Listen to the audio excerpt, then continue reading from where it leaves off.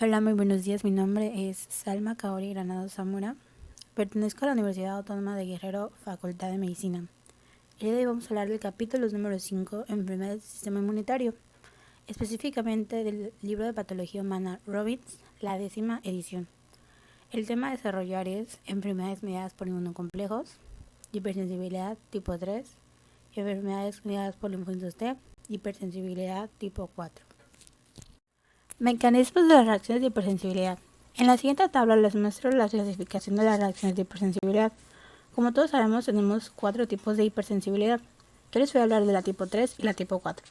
En los mecanismos inmunitarios, en la tipo 3 se generan depósitos de complejos antígeno-anticuerpo, los cuales activan el complemento para reclutar leucocitos por productos del complemento y receptores Fc, liberando enzimas y otras moléculas tóxicas.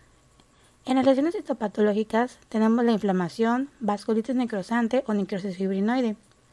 Tenemos trastornos prototípicos como el lupus eritematoso sistémico, algunas formas de glomerulonefritis, enfermedad del suero y reacción de Artus.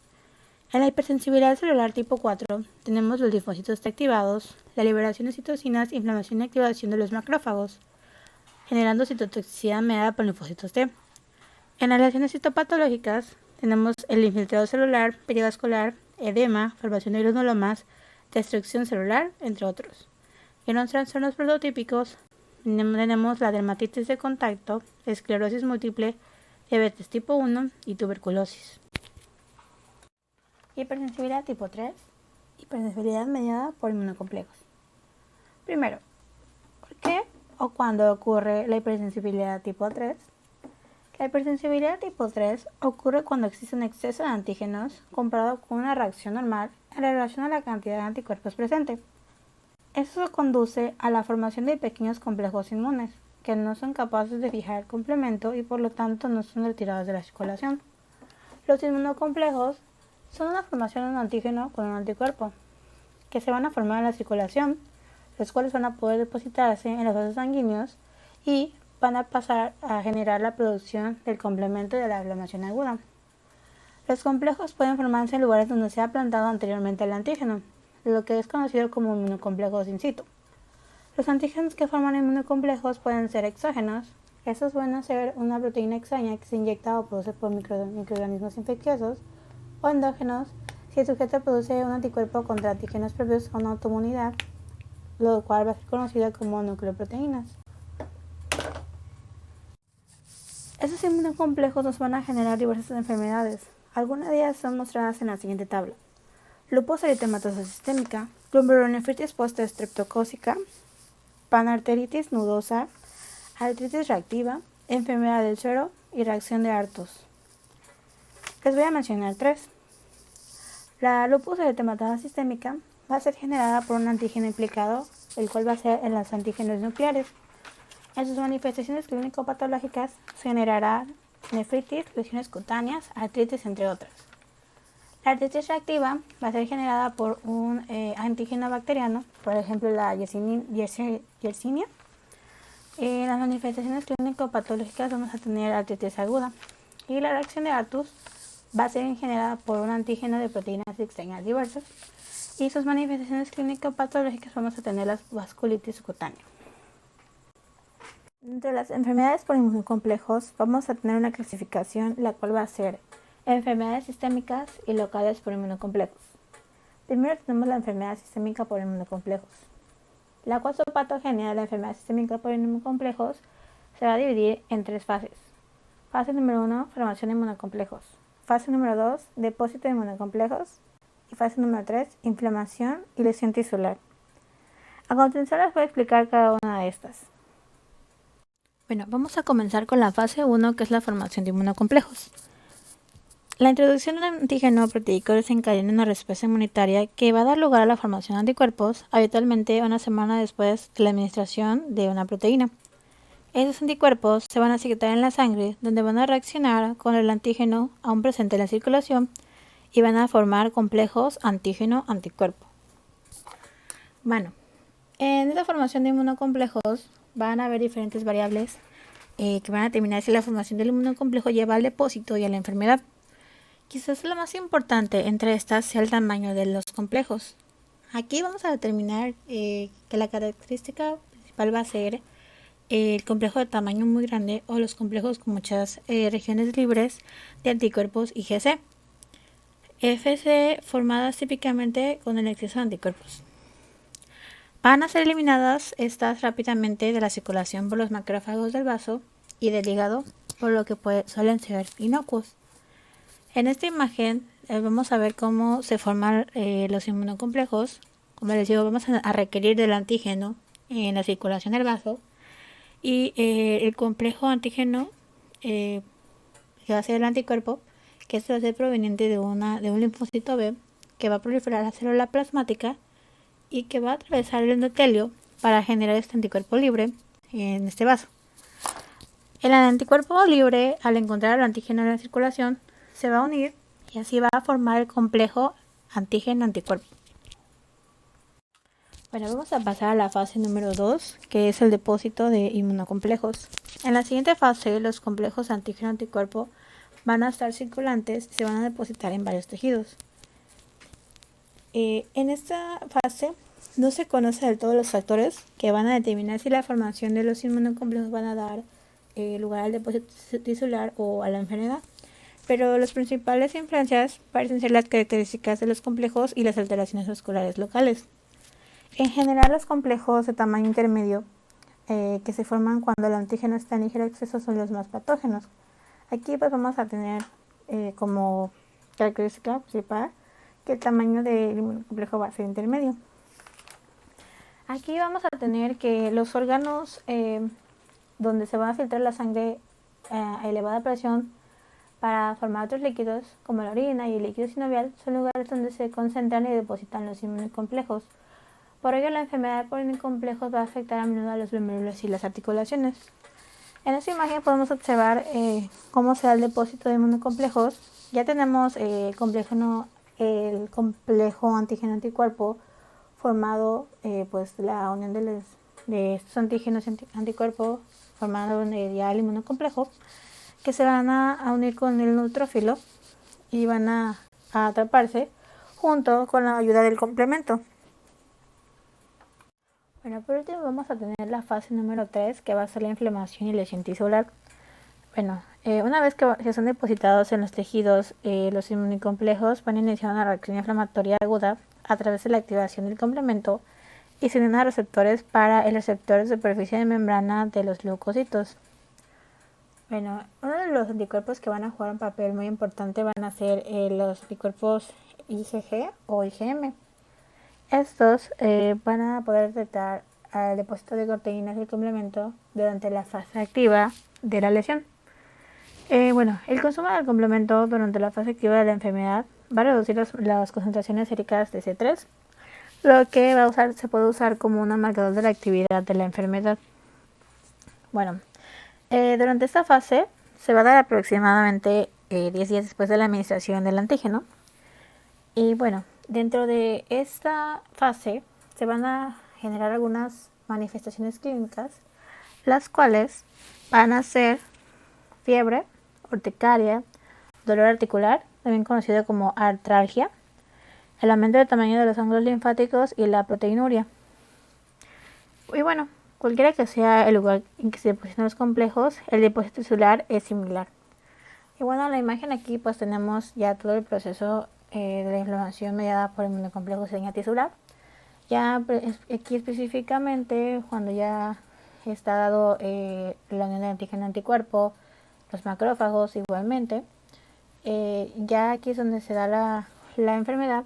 Aquí tenemos como ejemplo la vasculitis, que ya vamos a tener que la unión de las enzimas lisosómicas de los neutrófilos se van a unir junto con el antígeno-anticuerpo, junto con los neutrófilos, y van a ser ayudados por la agregación plaquetaria que van a determinar esta enfermedad.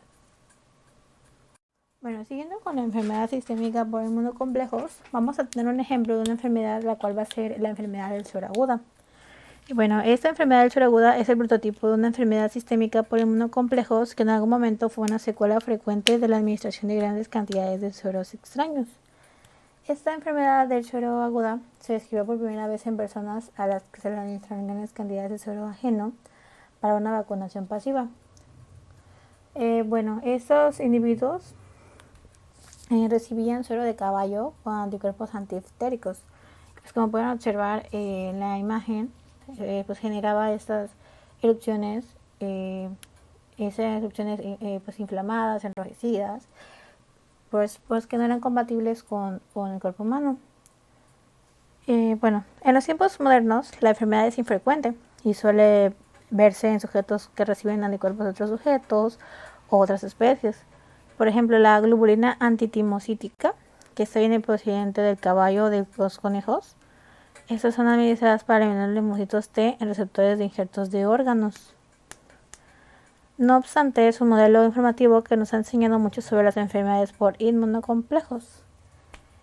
Y actualmente pues solo se ven casos pues muy aislados en pacientes pues que pues son muy necesarios este tipo de anticuerpos.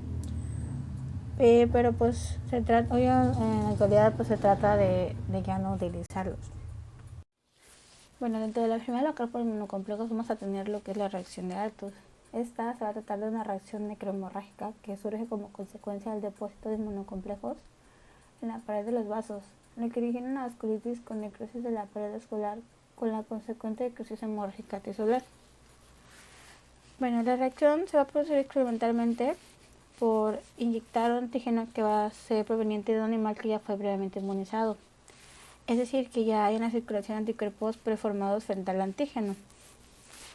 Las lesiones de Arthus van a evolucionar durante unas horas y van a alcanzar un máximo a las de 4 a 10 horas después de la inyección, cuando en el sitio de la misma se desarrolla un edema visible.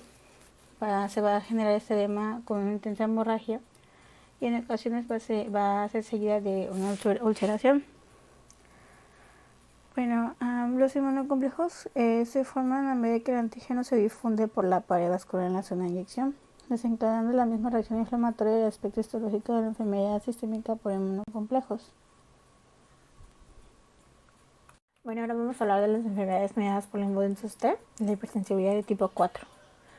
Sabemos que varios trastornos autoinmunitarios, así como reacciones patológicas frente a sustancias químicas ambientales y microbios persistentes, se van a deber gracias a los linfocitos T.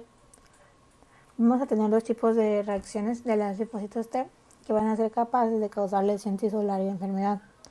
Vamos a tener la inflamación mediada por citocinas. Se van a producir principalmente linfocitos TCD4 y citotoxicidad celular directa, que va a ser mediada por linfocitos TCD8. Vamos a tener un claro ejemplo en la inflamación, que va a ser la reacción de hipersensibilidad de tipo diferido, que va a ser la de TH, en donde los linfocitos TCD4 de las subpoblaciones TH1 y TH17 van a segregar citocinas, van a reclutar y van a activar otras células, específicamente a los macrófagos. Y estos macrófagos se van a convertir en células efectoras que van a ser principales de la lesión. En la siguiente tabla les voy a hablar de algunas de las enfermedades que van a ser causadas por estos linfocitos T. En la siguiente tabla les muestro algunas de las enfermedades mediadas por linfocitos T, como la artritis reumatoide, esclerosis múltiple, diabetes mellitus de tipo 1, tiroiditis Hashimoto, enfermedad inflamatoria intestinal, miocarditis autoinmunitaria y sensibilidad de contacto. Esta tabla la pueden encontrar en su libro de la 10ª edición, en la página 143, pero de la 10ª edición. Y si gustan les voy a hablar de dos, como la esclerosis múltiple, que va a tener una especificidad de los linfocitos T patógenos, que va a ser los antígenos proteicos en la mielina, por ejemplo la proteína básica de mielina. En los mecanismos principales de lesión tisular, estos van a ser mediados por las citocinas TH1 y TH17, que van a generar una destrucción de la mielina por los macrófagos activados. Y en estas manifestaciones clínico-patológicas vamos a tener la desmielinización en el sistema nervioso central, con inflamación perivascular, parálisis y lesiones oculares. Otra va a ser la enfermedad inflamatoria intestinal, que va a tener una especificidad de los linfocitos T por bacterias entéricas y mecanismos principales de lesión tisular por la inflamación mediada principalmente por las citocinas TH17 de igual manera. Y en sus manifestaciones clínico-patológicas vamos a tener inflamación intestinal crónica, úlceras y obstrucción.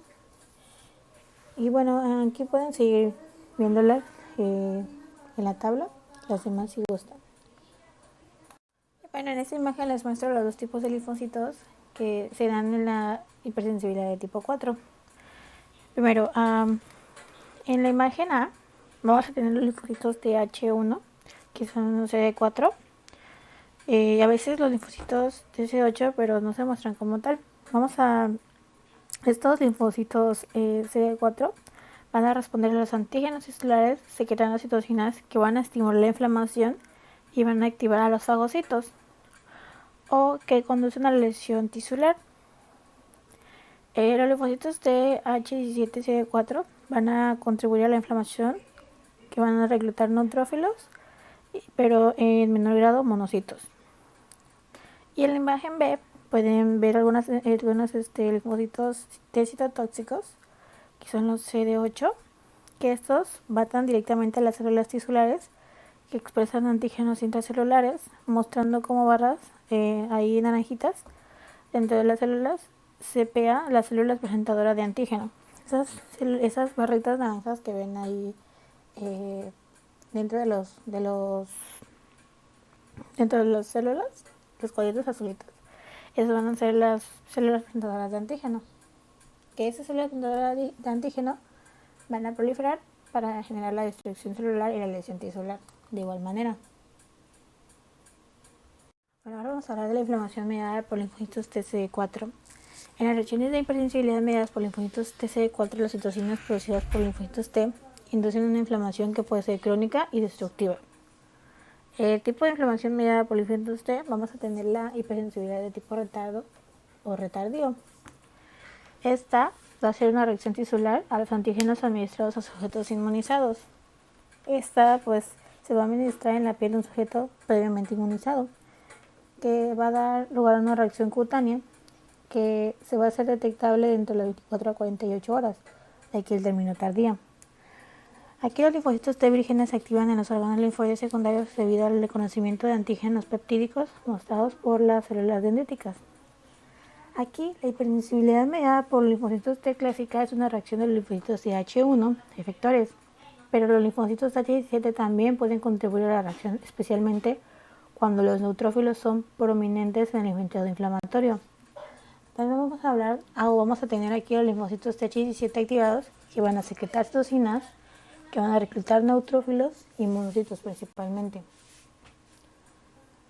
Bueno, dentro de los ejemplos clínicos de reacciones inflamatorias mediadas por linfocitos TC4, un clásico ejemplo es la HTR, que es la reacción a la tuberculina, que es conocida también en medicina clínica como la prueba cutánea con PPD, que se va a producir mediante una inyección intracutánea del derivado proteico purificado. En esta inyección vamos a tener un antígeno que contiene una proteína del bacilo Mycobacterium tuberculosis. Eso se va a dar en un sujeto que ya ha estado expuesto. En este va a aparecer enrojecimiento e induración en la zona. Va a ser de 8 a 12 horas y va a alcanzar un mayor valor máximo de 24 a 72 horas. Pero después va a disminuir lentamente. Y bueno, desde el punto de vista morfológico, la hipersensibilidad de tipo 4 o retardado se caracteriza por la acumulación de células mononucleares, sobre todo en los linfocitos TCD4 y macrófagos alrededor de las vénulas, lo que va a producir un manguito perivascular. Bueno, vamos a tener que la inflamación granulomatosa va a ser por las reacciones de HTR prolongadas contra microbios persistentes u otros estímulos que pueden dar lugar a un patrón especial de reacción. También vamos a tener que el infiltrado perivascular del linfocitos TCD4 es destruido progresivamente por macrófagos en un periodo de 2 a 3 semanas. Aquí, en estos macrófagos acumulados se exhiben de forma característica signos morfológicos de activación, es decir, se hacen grandes, planos, eosinófilos y se asimilan células epiteloides. También vamos a tener que un granuloma es una variedad de células epiteloides rodeadas de un collar de linfocitos. Y la dermatitis de contacto va a ser un ejemplo frecuente de la lesión tisular debido a reacciones de HTR. Dermatitis de contacto puede desencadenarse por contacto con urushiol, que va a ser un componente antigénico de la hiedra venenosa o el roble, venenoso igualmente, y se va a presentar como una dermatitis vesicular. Bueno, aquí en la imagen vamos a tener la reacción de hipersensibilidad retardada en la piel.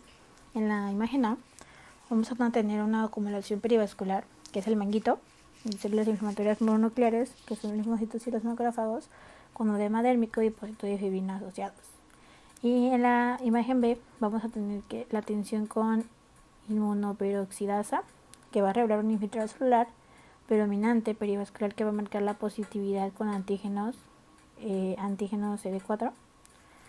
Y bueno, en la otra imagen que tienen a su derecha, vamos a tener la inflamación granulomatosa, en la figura, que es la figura de arriba, que va a tener una sección de un ganglio linfático que muestra varios granulomas, cada uno compuesto por un agregado de células epiteloides y rodeado de linfocitos. El granuloma del centro muestra varias células gigantes multinucleadas, como pueden observar. Estamos ahí en un ganglio linfático. Y bueno, en la imagen B, bueno, es el diagrama B, muestra un acontecimiento que da lugar a la formación de los granulomas en las reacciones de hipersensibilidad de tipo 4, lo que ilustra el papel de las citocinas Th1 en algunos trastornos granulomatosos, por ejemplo, las quistosomiasis. Los linfocitos Th2 también contribuyen a las lesiones. No se ha demostrado el papel del linfocitos Th17 en la formación de granuloma, pero pues tienen que ver y están dentro de estos también el factor de necrosis tumoral y fibroblastos, linfocitos macrófagos, que de las células gigantes van a tener células gigantes, y células epiteliales de igual manera. Bueno, ahora vamos a hablar de las enfermedades autoinmunitarias. Primero vamos a definir la autoinmunidad. La autoinmunidad se va a referir a las reacciones inmunitarias contra antígenos propios. Se estima que las enfermedades autoinmunitarias afectan al menos del 1 al 2% de la población estadounidense. Las pruebas de estas enfermedades son de hecho el resultado de reacciones autoinmunitarias son más convincentes que las de los resultados de otros tipos de reacciones. Por ejemplo, vamos a tener ejemplos en muchos de estos trastornos. Se han identificado anticuerpos de afinidad alta y que en algunos casos se sabe que esos anticuerpos producen alteraciones patológicas. También hay pruebas crecientes de la activación de linfocitos autorreactivos patógenos que en algunas de esas enfermedades. Vamos a tener enfermedades autoinmunitarias que van a ser específicas de órgano, en cuyo caso las respuestas inmunitarias se dirigen contra un órgano o tipo de célula en particular y van a dar lugar a una lesión tisular localizada. También vamos a tener las sistémicas, que va a ser caracterizada por lesiones en muchos órganos, va a haber una variante. En las enfermedades sistémicas, debidas a inmunocomplejos y autoanticuerpos, las lesiones afectan principalmente a los tejidos conjuntivos y a los vasos sanguíneos de los órganos afectados. Por lo tanto, estas enfermedades se van a llamar a menudo enfermedades de colágeno vascular o enfermedades del tipo conjuntivo. Aunque las reacciones inmunitarias no se dirigen específicamente contra las constituyentes del tejido conjuntivo ni los vasos sanguíneos. Bueno, del lado izquierdo pueden observar una tabla donde se muestran algunas de las enfermedades autoinmunitarias.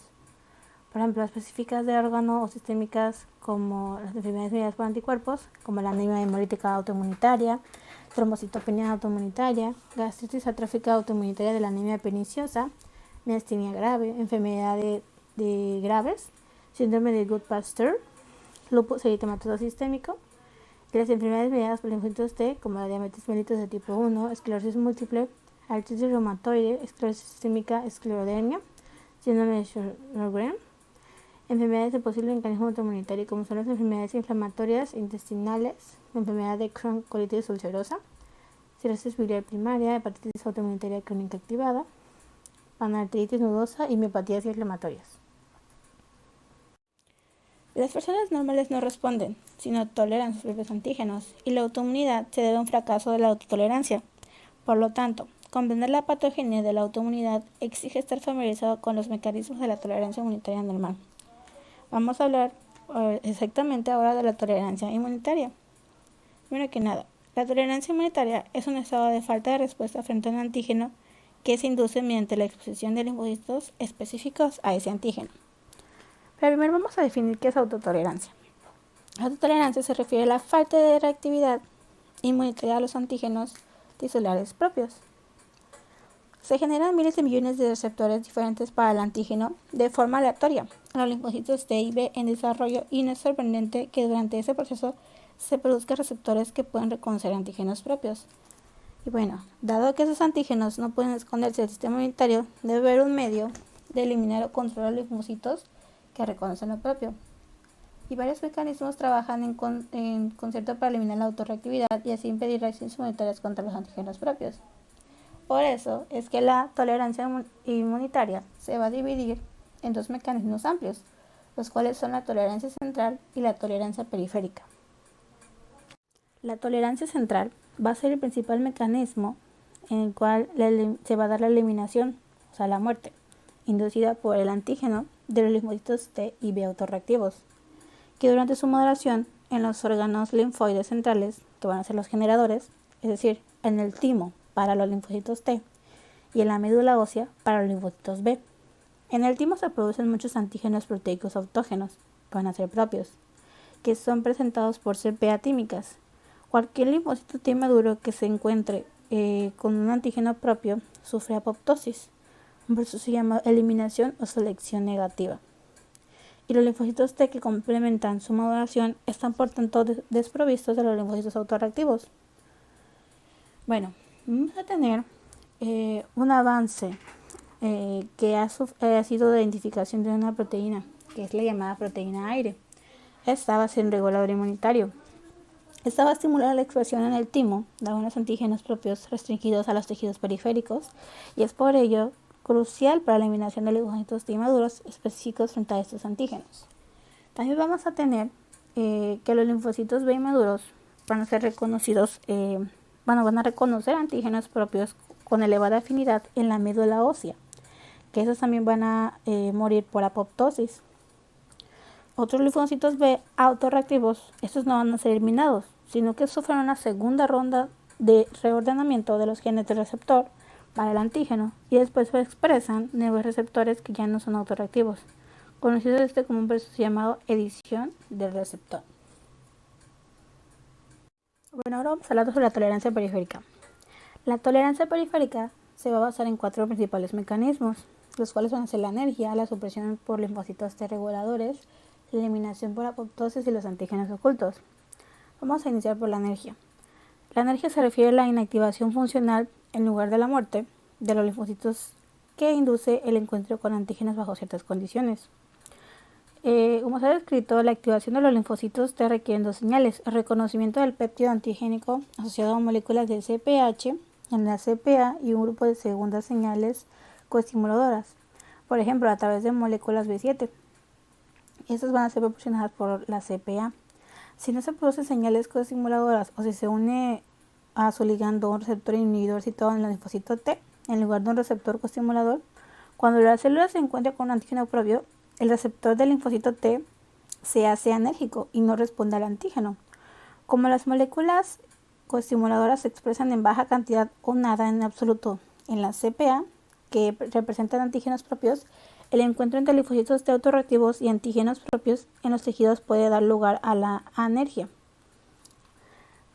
También se cree que si los linfocitos B maduros se encuentran con un antígeno propio en los tejidos periféricos, especialmente si la presencia de linfocitos T colaboradores específicos, son incapaces de responder al antígeno.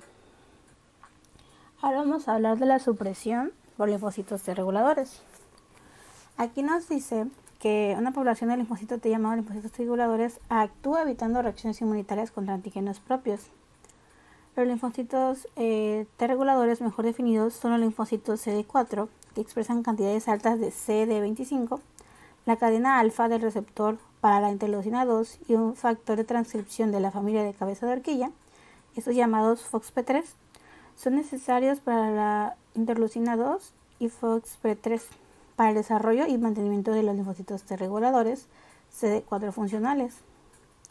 Los linfocitos reguladores suprimen las respuestas inmunitarias. No se ha definido por completo, pero su actividad inhibidora puede estar mediada en parte por la secreción de citocinas inmunodepresoras como la interleucina 10 y el factor transformante beta, que inhiben la activación del linfocito y sus funciones efectoras.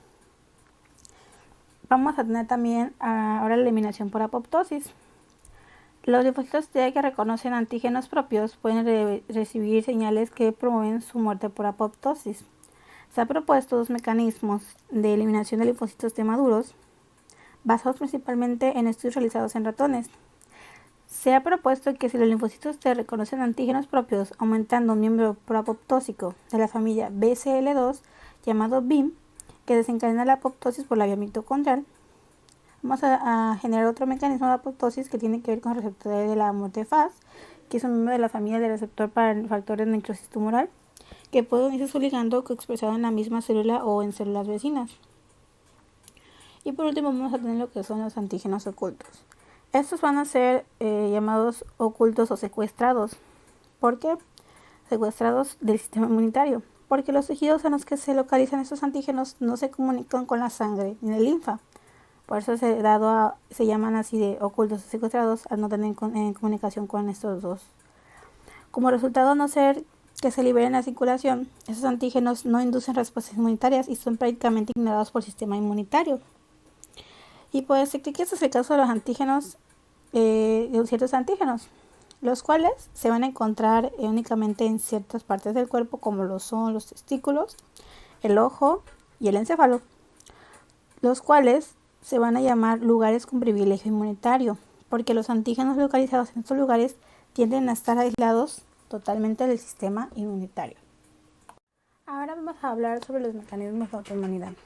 Los mecanismos de autoinmunidad van a tener factores genéticos o génicos en la autoinmunidad, los cuales van a ser genes heredados que intervienen en el desarrollo de las enfermedades autoinmunitarias.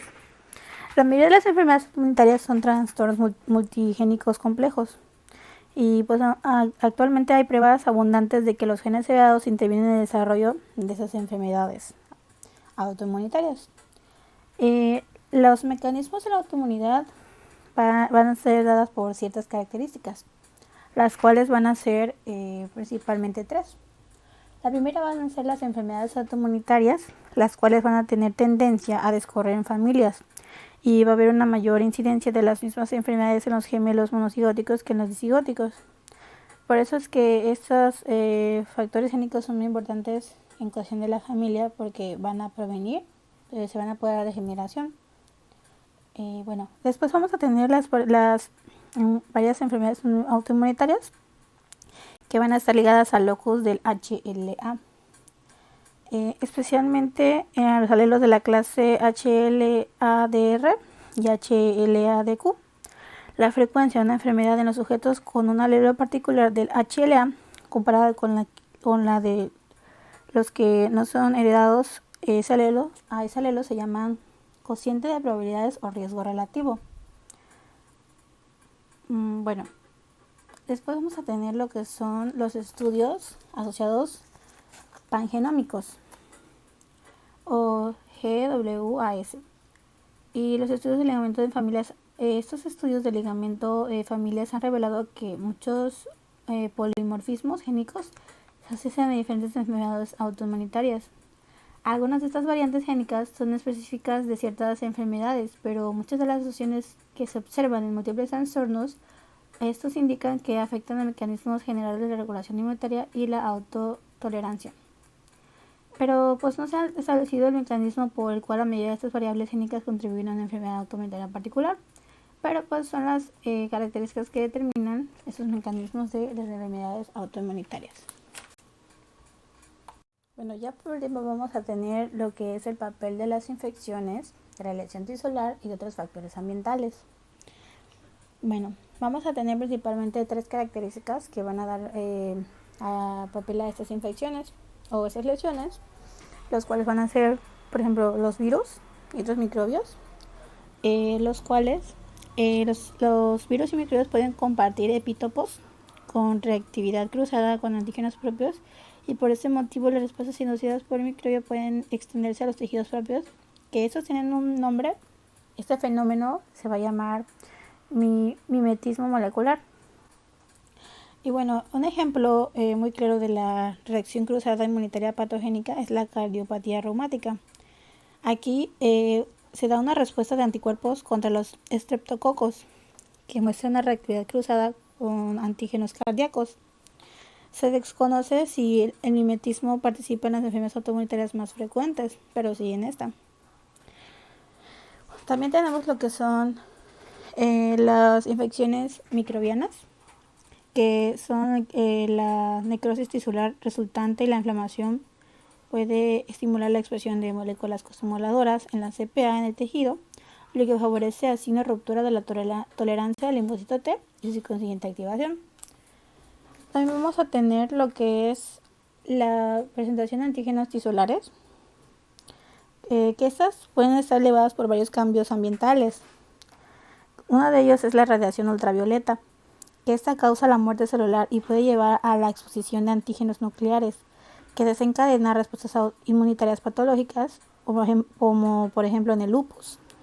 Este mecanismo es la explicación propuesta a la asociación entre las reactivaciones del lupus y la exposición a la luz solar. Aquí va a haber un factor de riesgo que va a ser el tabaco, quizás porque va a conducir a una modificación química de los antígenos propios. La lesión tisular, por cualquier motivo, puede llevar a la liberación de antígenos propios y a respuestas autoinmunitarias. También vamos a tener lo que es un fuerte sesgo de sexo en la autoinmunidad, de manera que muchas de estas enfermedades son más frecuentes en las mujeres que en los hombres. Esto simplemente nos va a determinar o nos va a decir que este tipo de factores se van a dar más que nada en las mujeres que en los hombres. Realmente se desconocen los mecanismos por los cuales se ve más en las mujeres que en los hombres, pero pues se tiene relación, que eso tiene que ver con los efectos de las hormonas y otros factores, principalmente. Y pues bueno, eso sería todo. Les agradezco muchísimo su atención, espero les haya gustado el video, espero haya podido explicar los temas y les mando un cordial saludo. Que tengan un buen día y muchas gracias.